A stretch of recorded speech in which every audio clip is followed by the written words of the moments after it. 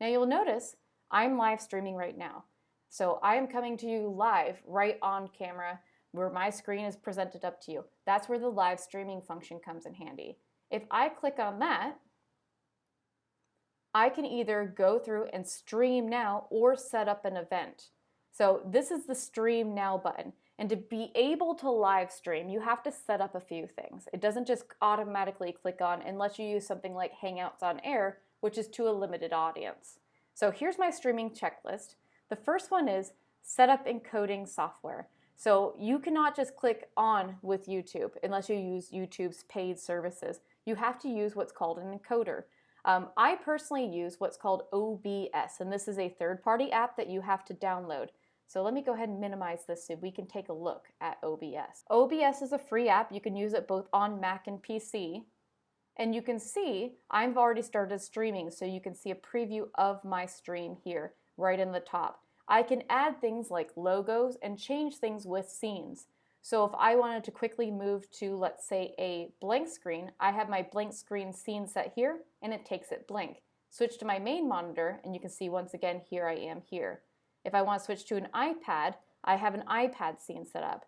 To create a scene, you'll notice some of the icons that you're used to using already. Things like the plus sign, the minus sign. Those are meaning I'm adding or subtracting something in. And I can reorder things based on how my workflow goes when I'm live streaming. You'll notice it's a very simple, clean interface because when you're streaming, you want to work on presenting the content and not so much thinking about managing where things are coming from, switching between cameras, how your audio is doing. So if I click on, let's say, my secondary monitor, you can see there's my live stream there.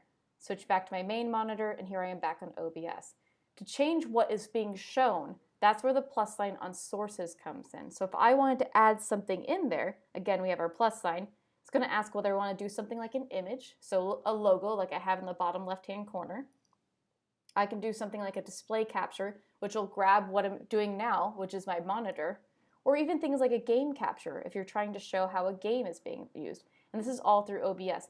There are thousands and thousands of encoders out there, so you can choose the one that works best for you. I found this one has been very simple to use and very, very user-friendly. Over here as well, I have the stop streaming button. I'm currently streaming, so I'm not going to go ahead and hit that. If you're not currently streaming, you would hit the start streaming button, and it would ask you whether you're ready to start the stream. Now let's head back to YouTube here.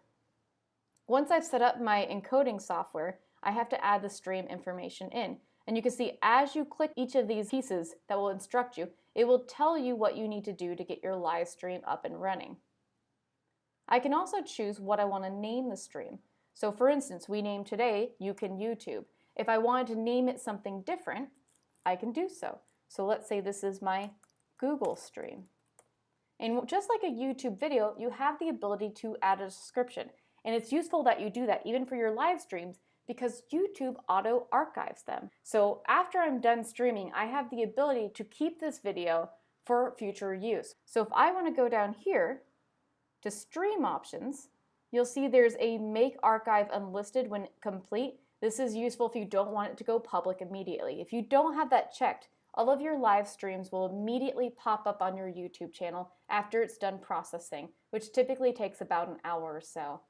The make archive unlisted means only I can see it or the people I give a link can see it until I'm done either making edits to it. Maybe I want to cut a few minutes here and there, or if I add a few ums or long pauses, I can change that and add that in the editing feature, and we'll go into that.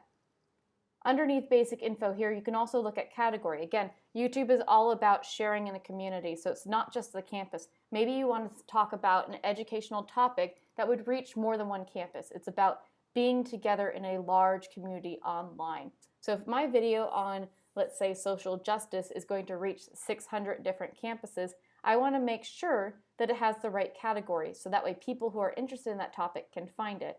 So for example, science and technology, this is about Google, so I'm going to click science and technology, is going to put that in that category for me. And again, for your stream information, you can choose that public, unlisted, or private.